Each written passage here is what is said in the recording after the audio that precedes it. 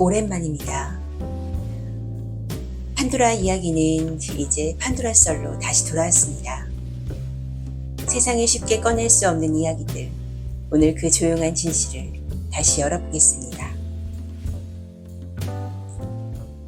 아내는 나보다 무려 16살이나 어립니다. 결혼을 결심했을 때 가장 먼저 반대한 건 장모님이셨어요.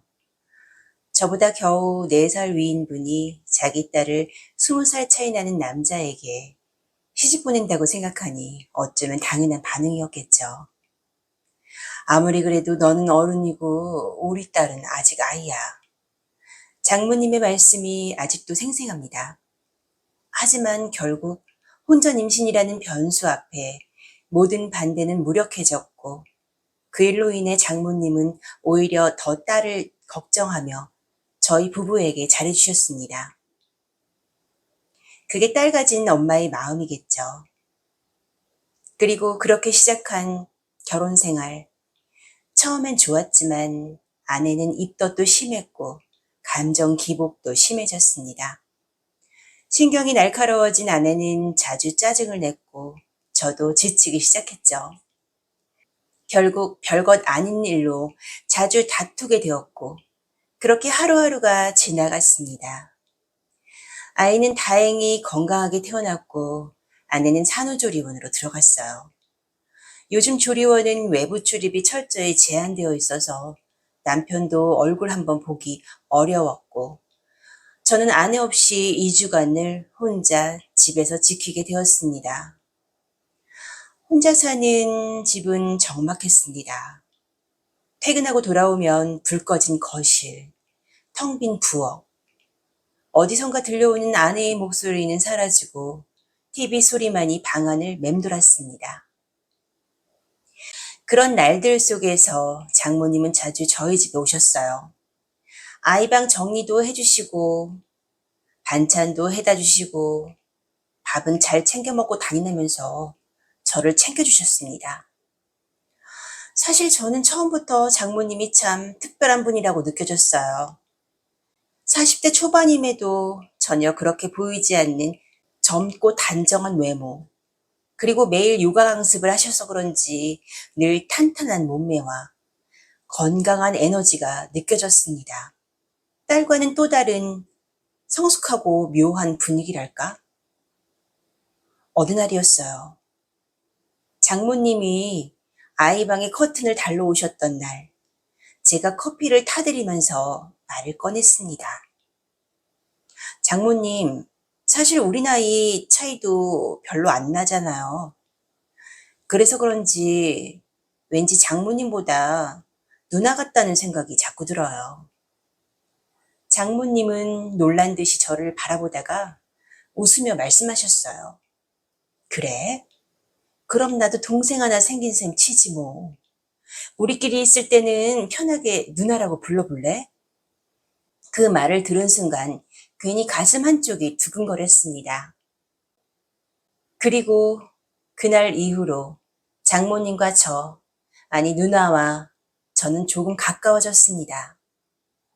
같이 장 보러 가고 함께 식사도 하고 어느 날은 늦게까지 TV를 함께 보며 맥주를 나눠 마시기도 했습니다.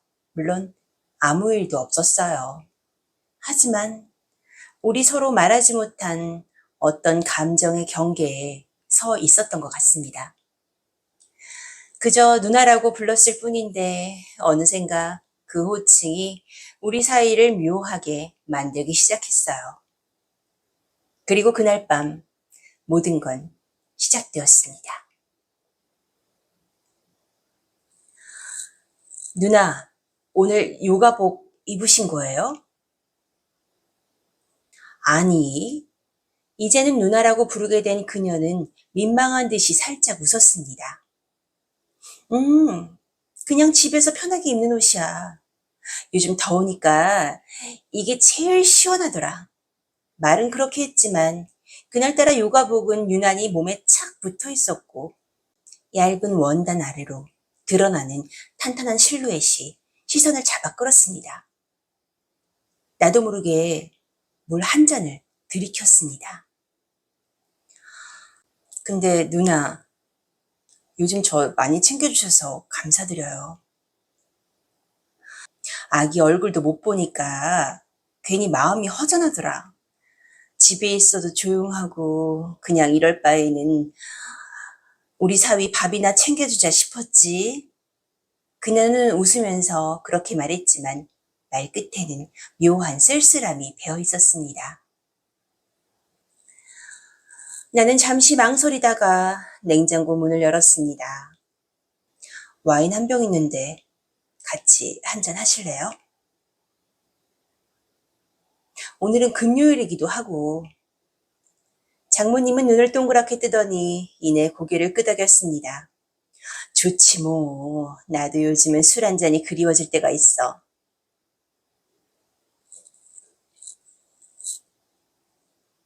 두 사람 모두 부담 없는 분위기를 유지하려 애쓰는 것처럼 웃음도 많고 말수도 적당했습니다.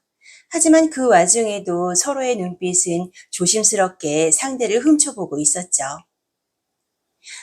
요가 선생님은 평소에도 이렇게 잘 드세요? 아유, 나는 이제 예전 같지 않아. 몸은 더 유연해졌는데 마음은 자꾸 예민해져. 그녀는 와인잔을 천천히 기울이며 낮게 웃었습니다. 그 웃음은 어딘가 지친 사람의 것만 같았어요. 요즘 외롭지 않으세요? 내가 무심코 내뱉은 질문에 그녀는 멈칫했습니다. 외롭지 않다고 하면 거짓말이지. 그녀는 시선을 살짝 돌렸고 조용히 말을 이었습니다. 사실 여자로서의 삶은 나이 들수록 점점 무뎌지는 것 같아.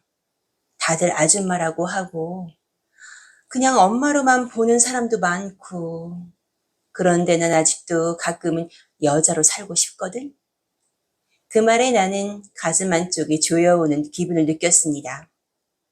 말로 표현할 순 없었지만 뭔가 울컥한 감정이 올라오는 순간이었어요. 나는 장난스럽게 웃으며 말했죠.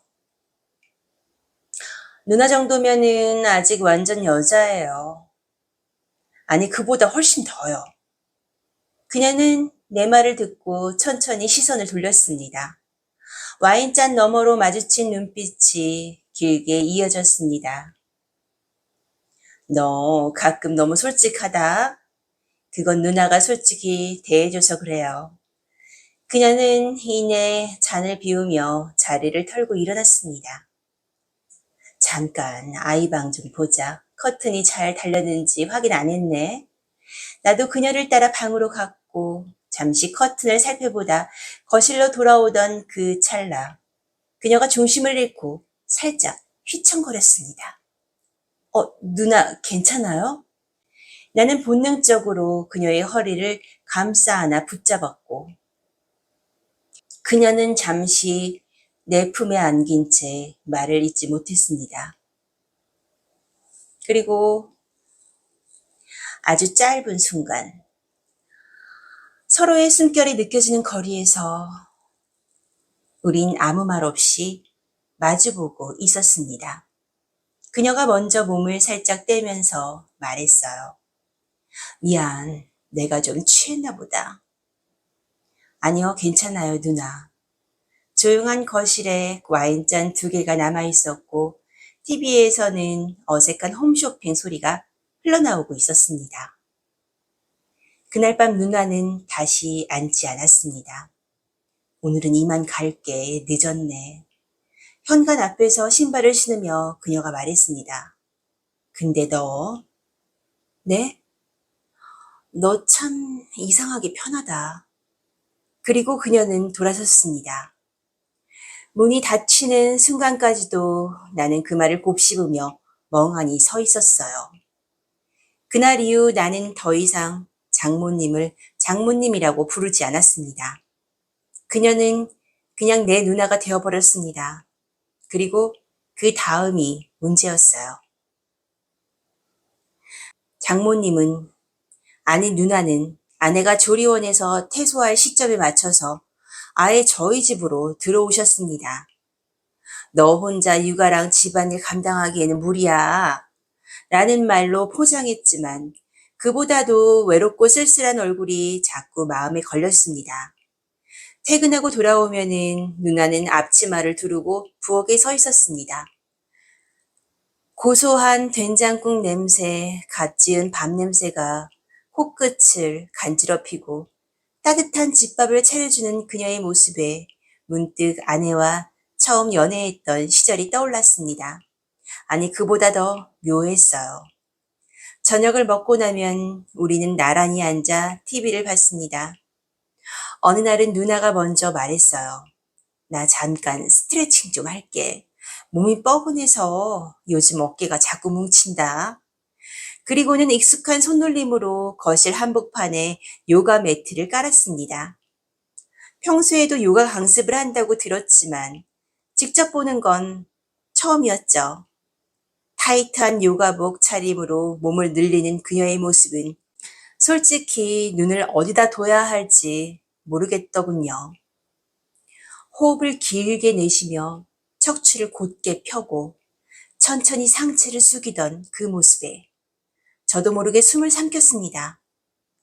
누나는 제가 보고 있다는 걸 알면서도 아무 말 없이 동작을 이어갔고 그러다 고개를 살짝 돌려 제 눈을 바라보며 말했습니다. 동생, 그동안 많이 참은 거 누나가 다 알아요. 그 말에 저는 아무 말도 하지 못했습니다. 가슴이 쿵 내려앉는 것만 같았습니다. 그리고 누나가 다시 웃으며 말했죠. 이 집에 와서 너랑 있는 시간이 솔직히 나도 좋아. 그날 밤 아내의 방은 비어 있었고 거실에선 둘이 마주 앉아 소주 한 병을 나눠 마셨습니다. 서로의 눈빛이 점점 깊어지고 말은 줄어들었고 공기가 묘하게 달아올랐습니다. 잔을 내려놓는 손끝이 닿았을 때 누나는 제 손을 천천히 감싸 쥐었습니다. 우리 너무 오래 참았지, 그치? 그 말 한마디가 모든 걸 무너뜨렸습니다. 그날 밤 누나는 제 옆에 있었습니다. 그리고 다음날 아침 따뜻한 국을 데워준 누나는 부엌에서 웃으며 말했습니다. 서방님, 일어나셨어요? 그 부름 하나에 저는 다시는 돌아갈 수 없는 선을 넘은 걸 실감했습니다. 아내가 산후조리원을 마치고 집으로 돌아온 날, 집안엔 오랜만에 생기가 돌았습니다. 거실엔 아기용 매트가 깔리고 주방 한켠에는 젖병 소독기와 분유통이 자리를 잡았죠. 아내는 지친 기색이 역력했지만 아기를 품에 안고 있는 모습은 말 그대로 엄마 그 자체였습니다. 장모님은 조리원에서부터 짐을 나르고 집안 청소며 반찬 준비까지 도맡아 해주시며 분주히 움직이셨죠. 우리 딸 이제 집에 오니까 좋지? 아내가 환하게 웃으며 고개를 끄덕였고 장모님은 그런 딸을 보며 흐뭇한 미소를 지으셨어요. 그 모습은 어디서 봐도 평범한 가족의 일상이었습니다. 정말 아무 일도 없었던 사람들처럼요. 그날 저녁 아내는 아기를 재우다가 먼저 잠들었습니다. 아이를 낳고 나서 많이 지쳐 있었던 탓이었겠죠. 장모님은 아내 방을 살짝 들여다본 뒤 불을 꺼주고 조용히 방문을 닫았습니다. 거실에서 조용히 맥주를 마시고 있던 저를 향해 장모님이 다가왔습니다. 가벼운 티셔츠에 얇은 가디건을 걸친 차림이었고 손에는 따뜻한 차 한 잔이 들려 있었습니다.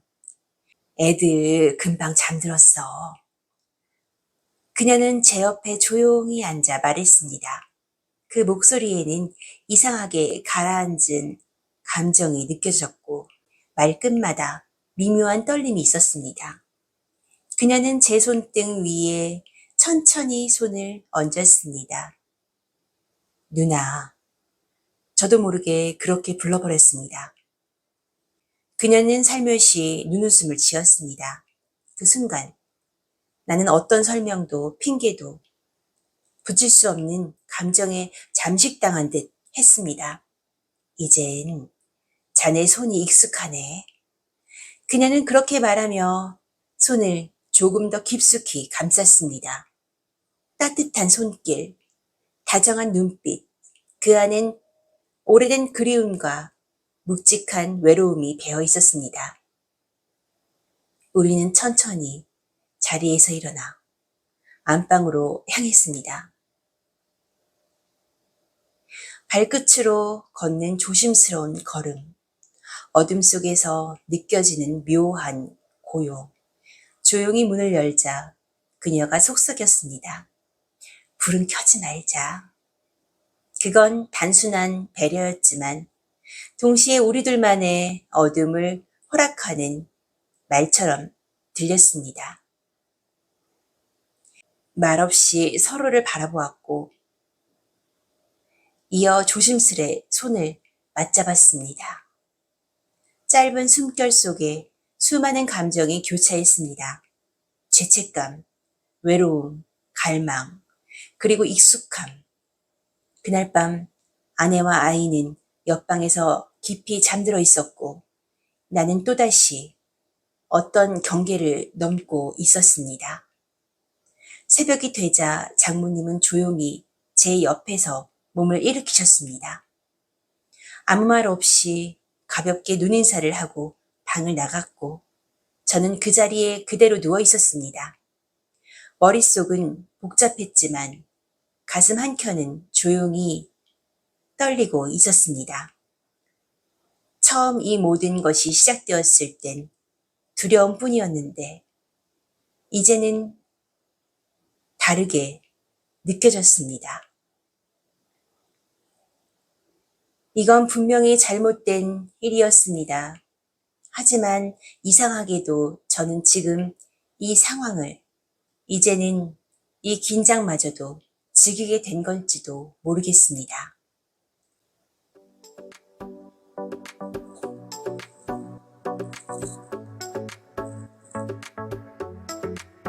오늘의 이야기는 절대 쉽게 꺼낼 수 없는 이야기였습니다. 하지만 판도라의 상자는 한 번 열리면 다시 닫히지 않죠. 판도라 썰, 다음에도 문을 엽니다. 구독은 사랑입니다.